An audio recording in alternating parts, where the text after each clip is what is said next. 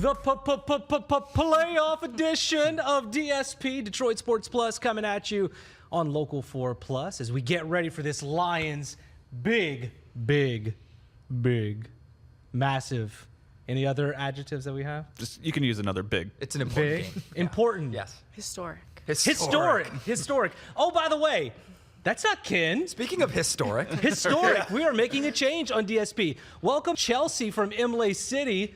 Thanks for sitting having in. What made you want to be a guest on the show, to join us to talk Lions football? I mean, what drove you to want to do that? So all school year, I've been challenging my students to do things that scare them, things that are outside their comfort zone.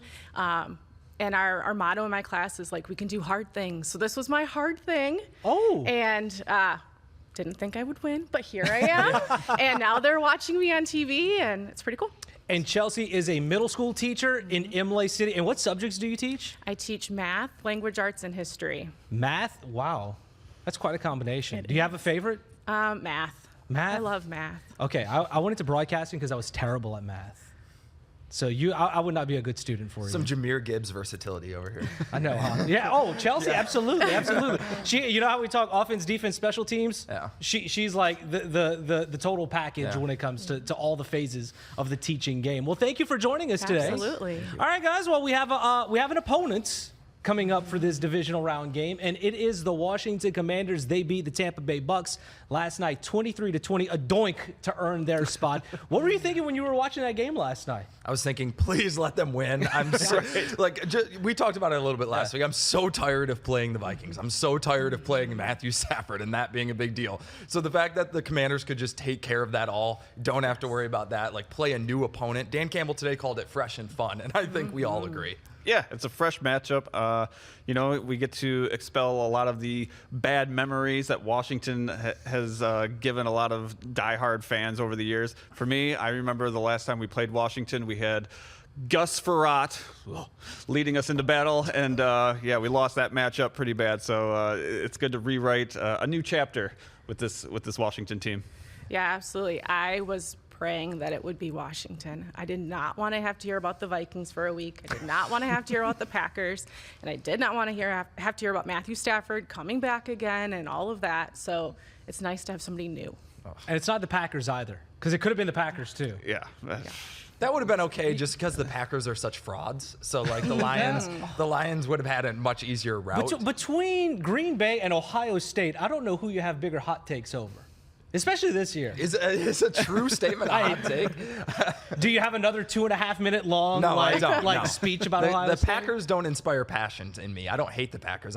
This year that they were the only team in the NFC that I looked at and I was like, I really don't see them beating the Lions. I mean, everybody else, they at least have a path. But yeah, to me, the Commanders, they aren't the easiest team. The easiest matchup that the Lions could have gotten, but it's just something new. Because I was going to say, a certain group chat that we have going on, someone said, Ken and I both said that Washington was going to pull off the upset. Yeah, I mean, you didn't agree with us.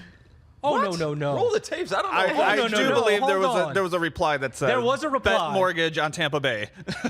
There was. Oh, okay. Because Ken famously stumped for the Broncos on the show last week. This is true. And that took a turn quick. The first text of the day was Broncos country, and then 10 minutes later they were down 30 points. So Ken was on there talking about the Commanders. So I was just fading Ken. But in reality, yes. But I agreed with him, so I took some heat on that one too. All right, well, enjoy your victory lap. You know what? I'm not enjoying I'm not Ben. Have you watched Ben take victory laps? No, not too many. Okay. There was only like 2. There were 2. There were big ones, though. He did say, I want to see what Chelsea has to say with this. Oh, no. He said at the very beginning of the season that Jamison Williams would have more receiving yards than Amon-Ra St. Brown. I wasn't right on that one, but he did have a good year. If you would have told you that at the beginning of the year, what would you have thought? I probably would have rolled my eyes. But he's shown up. Yeah. He's shown up in big ways, so you're not totally wrong. He had the year I was expecting him to have. I didn't think Amon-Ra would still just perform at such an elite all-pro level, and it's just a testament to how good Amon-Ra really, really is.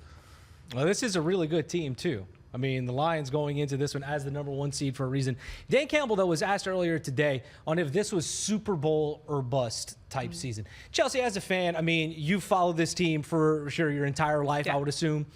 Do you think that is what it is for this team, especially this year with how the playoff picture has fallen with everything that is in their way?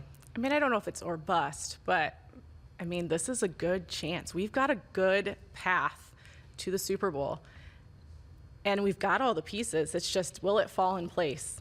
And I guess we'll just have to wait and see. No, they have to play the Commanders first. You said Yeah. one game at a time. What gives you the most hope, though? Because you can look at the offense, you can look at the defense, the way they're getting it done right now. What gives you, and Dan Campbell at the top, what gives you the most hope in this team?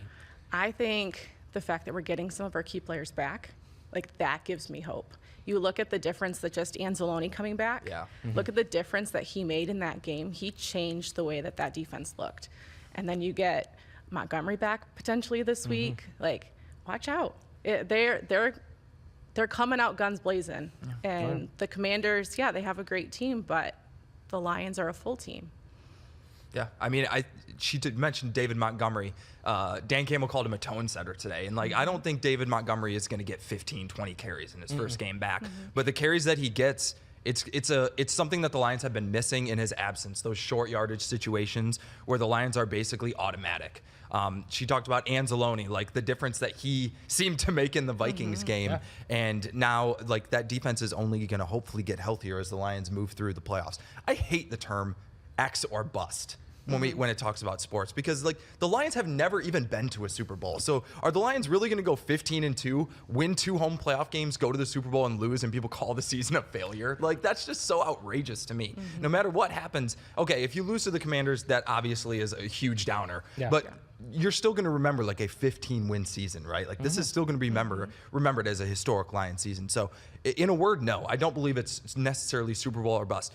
But like Dan Campbell said last year after they lost to the 49ers, you never know when you're going to get this opportunity to come back. So this might be the best chance in our lifetimes that they ever have to get to win the Super Bowl. So yeah, it could be a missed opportunity. Yeah, I mean, think about last year at the end of that NFC championship, and we were like, the pain that we felt. We said we have to get back to this point, and this game has to be in Detroit for us to take that next step. We are 1 week away from that being reality, getting to that goal we all set, not at the beginning of the season, at the very end of last season, and we are 1 week away. And I think if you get back to that point, you have to get to the Super Bowl. If you fail, if they have a home playoff game in the NFC Championship and lose, I consider that just a failed season, because it's right there for the taking, and they have to do it. And that's what a lot of the players were saying in San Francisco after that game. I remember asking Penei Sewell after the game, you guys did this, you did that, you won the NFC North, and he said, well, we didn't do bleep. We didn't accomplish what we wanted to. So, you know, externally, I think, depending on which fan you ask, everybody might have a different answer. But inside that locker room, inside that Allen Park facility, everybody, I think it's the unspoken agreement that is the goal. That is the proverbial next step for this team. But you mentioned Alex Anzalone, and I want to go back to that Bills game, because that probably is the most mobile quarterback the Lions have faced this year. Yeah. If Alex Anzalone plays that game, are we talking about a different story? Different game. You think so? Yeah, absolutely. Yeah? I don't know, man. Josh Allen played out his mind. We saw it he was the like an Broncos. alien Yeah. that game. And I don't think, even if we play the Bills again, it's hard to say that, yeah, Josh Allen is going to have another 6 touchdowns or whatever he had. Right. You know, that performance was just elite, insane, and he had to play perfect just to beat us. And I don't like his odds going up against us again. I don't like any quarterback's odds to have to play at that level just to beat us. You're hinting at the mobile quarterback trend, right? Like, that's kind of what you're getting at here, going against Jaden Daniels. Yep.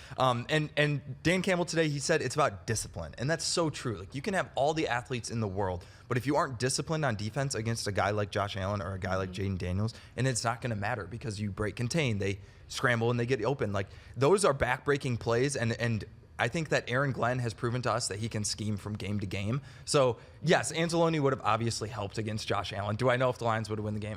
I'm not really sure. Who cares, honestly? I mean, they got the 1 seed anyways. So I think that the Lions are very aware of what Jaden Daniels can do, and I think that they're going to put together a game plan to do it, to combat it. Does anything scare? What scares you the most about Jaden Daniels, though? I mean, Dan Campbell was asked about him earlier today, and he said he is not playing like a rookie quarterback whatsoever, and the numbers back it up with what he has been able to do.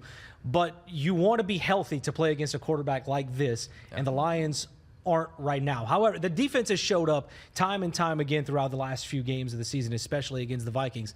But this might be a whole different ball game. Yeah, for me, it's just his ability to extend plays and look downfield, keeping plays alive for the pass. Because like you said, the Lions are not healthy in the secondary. So if he's keeping plays alive, if he's getting himself 6, 7, 8 seconds to look downfield, I mean, he's going to have guys open. Terry McLaurin could kill the Lions this weekend. But if the Lions can at least get to him, give a little pressure like they did on Sam Darnold, then that would help. Yeah, I think if the Lions are going to send a lot of pressure, that's definitely the quarterback you want to send it against. But he's got that run-pass option play that they run, and I really think that could combat a lot of our blitzing. That's the only real formations that scare me with Jaden Daniels, because he's so athletic out of that formation. But I don't think it's enough to beat us. I think if you can keep him off balance, you just got to get him off of his game. He's a rookie, so he hasn't experienced this before. Get him slightly off balance. Get rid of a couple of those options for him. They're just not as deep as the Lions, so I think that's going to be a key. My one play with Jaden Daniels last night, especially looking at that game against the Bucs. I mean, a rookie quarterback going on the road, getting a win, shows that he can do it. But the one play that stands out to me, he made all the passes, he bought time, a lot like what Josh Allen did at Ford Field earlier this year. But the one play that stands out to me is that third down play he had on the run. Yeah. On that drive to set up that field goal, where he gets the snap and then just stiff arms a defensive tackle away to pick up the first down.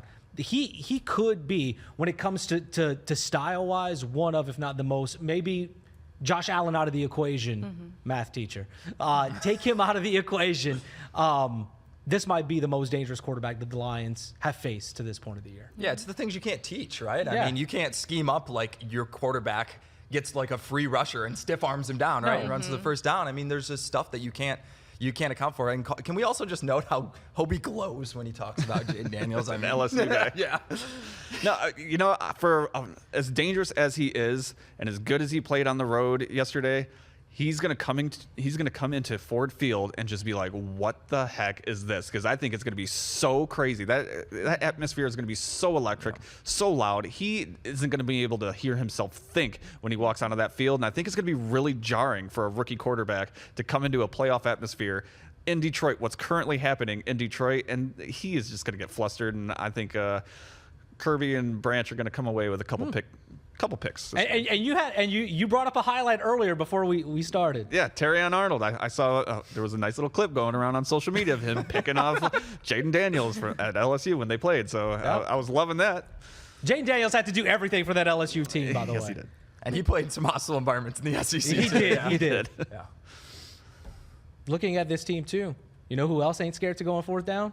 Oh yeah, yeah. Dan Quinn. What do you think this game? Do you think that this game could be boiled down to whichever team executes on fourth down? I know it's with all the factors that we have, two defenses that have done well at the end of the year, two offenses who have a lot of weapons. But do you think it could come down to who blinks first on fourth down? What do you think, Chelsea? Yeah.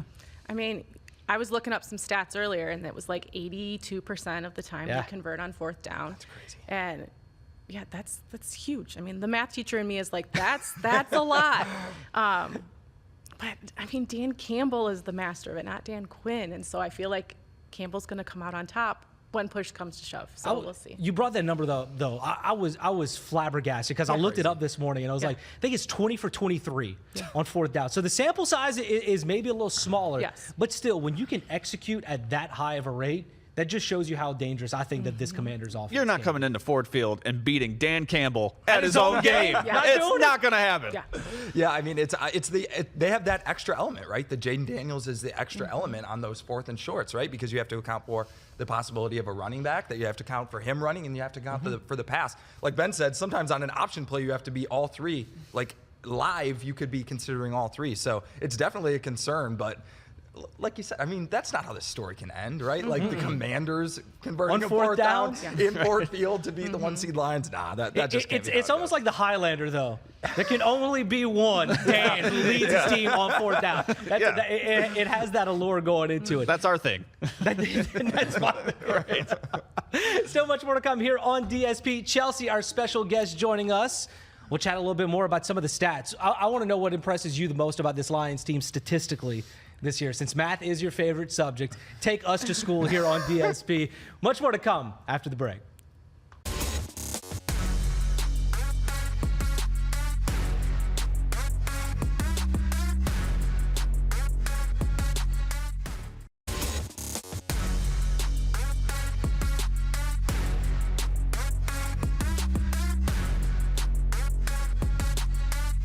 Welcome back to DSP.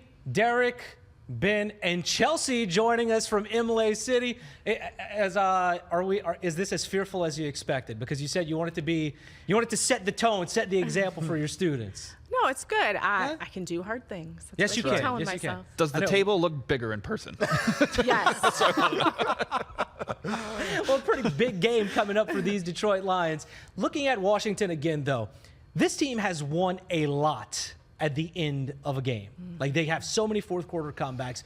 What do you think that says more about the team? That they can come back, or that they could be easily beatable for a Lions team that's had a lot of blowout wins so far this year? I definitely would not call this team easily beatable. I think Washington is a team that doesn't die. And when you sort of build that callus from coming back late in all those games, I really think that this is the type of scenario where that can help you, because there's a chance that the Lions could jump on them, right? Ford Field is going to be super raucous. Like, they haven't played in a week, so who knows what Ben Johnson's going to pull out of his sleeve. So, yeah, I think just knowing that even if the Lions build a little bit of a lead, this is a team that has proven that they can still get in it. Yeah, I think the key for the Lions is to jump out ahead, because with a rookie quarterback, he's not going to be able to keep up with the Lions if they keep scoring. What I don't want to see is Washington work with a lead, because they will milk that clock, and they're very Lions-esque with that offense. The way they just get, they just first down after first down after first down, and they'll eat some time away and control that clock. So, it can be a dangerous game, but the Lions have to use their offense to manage this game. Yeah, I just want to see the Lions be the ones that set the tone for the game. I don't want to see them playing from behind, like you said, or just playing back on their feet. I want them to be the ones dictating what's going on. And so, yeah, I think they have to get that lead at the beginning. And the Commanders can hang in there, but we can't have that lull that sometimes happens in that third quarter. Oh, and a slow start, because, we saw that happen against Buffalo. And I said that going into the Vikings game. The offense cannot play like they did against the Bills and expect to have a better result. But if what we saw, not this past Sunday, but the one before at Ford Field against the Vikings, I think that bodes extremely well for this team. Because like Dave Campbell said, they've been playing playoff football now for, it feels like, months. Like that you mentioned, like, building calluses, that gets you ready for a situation like this. Yeah, usually you would hear a 15-2 team and you'd think, oh, they've probably been locked up for 2 weeks. No. They haven't been playing meaningful games. The Lions were up a point in the fourth quarter of their final game with the 1 or the 5 seed on the line. So, like, this team has been battle tested as much as anyone. And you talked about the Vikings game a little bit. I kind of look at that as it was a slow start offensively. Like, the defense kept getting all these stops, but the offense wasn't creating any separation. And it was like, man, I hope the defense doesn't blink before the offense wakes up. And luckily, the defense carried that out through the whole game. But I really think that the Lions offense, if the defense gets off to a good start, don't keep relying on them. Like, take advantage of that, like Ben and Chelsea both said, and, like, build a 10-point lead so that you've got a little bit of a cushion. Yeah, because once you build that cushion, a rookie quarterback is going to start forcing some mistakes, and I think that's the key to this game right there. Get out ahead and make Jaden Daniels look like a rookie and not this phenom that took this team to 12-5. Chelsea, what's impressed you the most about this Lions team? Because we've seen the good, the bad, and the ugly over your lifetime, I'm assuming. What's impressed you the most about what they have been able to do? Whether it's the 15 wins, it's getting the #1 seed. What is it that's impressed you the most? All those things, but also just, and I mentioned this before, the fact that they're a complete team. We haven't really seen that from the Lions up until lately, where in all phases they're strong. Yeah. We always had like, we'd be good, but we need this piece to get stronger. No, we have that full team, and when somebody gets hurt, they have that next person in, and they transition well to that. And so that's been impressive to me, of just the pieces that they've put in place. They believe this culture. They believe in themselves. They believe in each other. It's not just this big talk in Detroit. Like, this is a good team. And so that's been really fun to watch. Like, you wait for a team like this. Yeah, so it feels that it has that allure. Yeah, the culture really, to me, resembles what New England had all those years when they were winning championships. And I just see the same swagger, the same confidence the Lions carry with them now, and it just reminds me of New England so much. Penei Sewell, Amon-Ra St. Brown, we know how professional these guys are, and they set the tone in that locker room, and everyone falls in line. And that's what was going on in New England.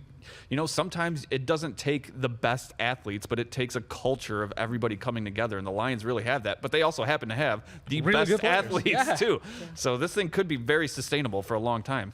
Yeah, Ben and I were at training camp day one this offseason, and everybody was talking about Super Bowl. And Dan Campbell, every time there was a big injury, and everybody would be like, they wanted him to make excuses, right? They were saying, Dan, how do you recover from losing Aiden and losing Aleem McNeil and losing all these guys? And every time he just said, well, we play football in 3 phases, just like Chelsea was saying. It felt like all the Matthew Stafford teams just had to outscore everybody, right? And then there were a couple like Ndamukong Suh teams that had terrible offenses. And this team, when one phase of the ball is struggling, it seems like the other phase picks them up instead of the opposite. So the Lions can win in any matter of ways, and I think that's why we feel so confident going in. A lot of that success starts at the top with Dan Campbell and what he has created from 2021 on with this team, coming from 3-13-1 to now getting the #1 seed. One thing, though, to address over this last week, they had the bye week, but coordinators had a lot of interviews. Ben Johnson interviewed, it sounds like, with quite a few teams. Same goes for Aaron Glenn. I believe they interviewed with a lot of the same teams. Glenn also interviewed with the Saints and the Jets. Looking at that big overview, what do you think this Lions team would be losing for the future if they were to lose maybe one, if not both of those coordinators moving forward? What do you think, Chelsea? Put me on the spot. Don't want to think about it. No, I don't want to think about it. I want my team to stay the same. That was me as a kid. I was like, why is this player getting traded? Or why is this? Like, I don't want to think about a team without them. And thankfully, I don't have to for a few weeks. Yeah. But that is the reality. When you're good, your coaches are going to get poached. And you want them to have that opportunity. You want them to succeed somewhere else, but we want to get ours first. And a lot of times whenever you see that happen with coaches, it's because the team is either A, in the Super Bowl, or B, they won the Super Bowl. Yeah. That's what it seems like anytime these come up. It's a testament to what the Lions have built. I mean, to go from where they were three and a half years ago to kind of the powerhouse that they built right now. I mean, it shows that people are noticing and people want a piece of it, right? Yeah. So obviously losing either or both of them, which is probably most likely at this point, right, is going to be a big blow. And you see how the Eagles kind of collapsed last season after they lost both of their coordinators, and you hope that that's not the way that the Lions go. And you hope that while these two coordinators have sort of seen their star rise, that the people below them have been developing and have been watching and know that they can pick up the pieces when it's their turn. I think the Lions are going to have their pick of the crop once Aaron Glenn leaves, because he's not leaving a defense like that's bare bones. This is a defense that could be the top 5 unit next year. So I think whoever comes in, they're not gonna bring in some schmo. Or that person might be on staff already. And I keep thinking Calvin Shepard would be a great. Where'd he go to school? I don't know. I'm guessing he's an LSU guy, but I know he's got connections to the New Orleans and AG. I keep thinking he's going to land in New Orleans because half our coaching staff has a lot of connections to New Orleans. So I could just see that being a really good fit for him, and I could also see him taking some of his other staff with him as well. But I think on the defensive side of the ball and offensive, I mean, these are really good. It's a really good roster. So whoever the new coordinators come in, if we need new coordinators, I think they're going to really hit the ground running because they're set up for success. All right, about 2 minutes left in the show, so let's dive right back into the game. Let's talk the positives. How about that? Let's talk predictions for Saturday night, not Sunday. This feels so weird that they're playing on Saturday. Chelsea, how do the Lions win this game to advance to the second straight NFC Championship game for this team? I think it's like we said. They got to get a fast start, get some points on the board, hopefully see some Sonic and some Knuckles. We've got to have a couple of interceptions, I think, to get Jaden Daniels off of his rhythm. But I think it's going to be a high-scoring game. You think it's going to be high scoring? I think so. Last time I said that going into the last game, and we did not get that. So we shall see. My guess is somewhere around like 35-12. I think it's going to look. Oh my God! I think it's going to have a little bit kind of the same pace as when we played Indianapolis. I just think the rookie quarterback in that setting, I just don't see it. How do they get to 12 points is my biggest question. We have a math expert here. How do they get to 12 points? 2 field goals, a touchdown, and a missed Two-point conversion. Yeah, Okay. he got his lucky kick yesterday. Oh. There you go. That's your 12. It's not going to happen. That's right. Yeah, I mean, I think the Lions are going to win. I don't know if I'm taking the 22.5 point spread, but yeah, I think the Lions are the more complete team. I think that they're sort of like the way that Dan Campbell runs this culture, they're sort of slump proof. It's not, you rarely see them have like a terrible game, which in my opinion is what it would take to lose at home to the Commanders when they're on a short week and the Lions have had a week off. So I think David Montgomery's role will be maybe a little bit smaller than what people are expecting, but I think that it will be impactful. And I think that the Lions offense is going to have some tricks up their sleeve. Not necessarily trick plays, but I think that Ben Johnson is going to have a really good game plan. I think they're going to have some trick plays. Well, they'll have I that think they'll too, have a few. but I don't think that they're really going to need them. This Commanders team, for me, reminds me of the Lions 2 years ago. The team that defied the odds, was changing the course of the franchise. I think Washington could build up to that one day, potentially, with all the pieces that they have. But with where the Lions are right now, they've gone through everything that Washington kind of has already. They are ready for this moment. I think they'll be ready to meet it. I'm going to go 31. 31. Game's going to be over by the time you make it. 31-17. That's what I got. Okay. 31-17. Not 12. Sorry about that. All right, that'll do it for us here on DSP. I was really thinking about it because you know what, I want to be correct. That's it. We'll I wanna compare be as next week. close. Hobie Damas versus Benadamas next week. There we go. When you have a math expert here, you want to make the numbers game right in your head. For Derek, for Ben, and for our fan winner, Chelsea, you did great today. Good job, Chelsea. Nice Feel job. free to come back anytime you like. Maybe next week if we're talking some NFC Championship. We shall see. I think we will be. Oh, we will find out. That's it for us on DSP. Y'all have a great day.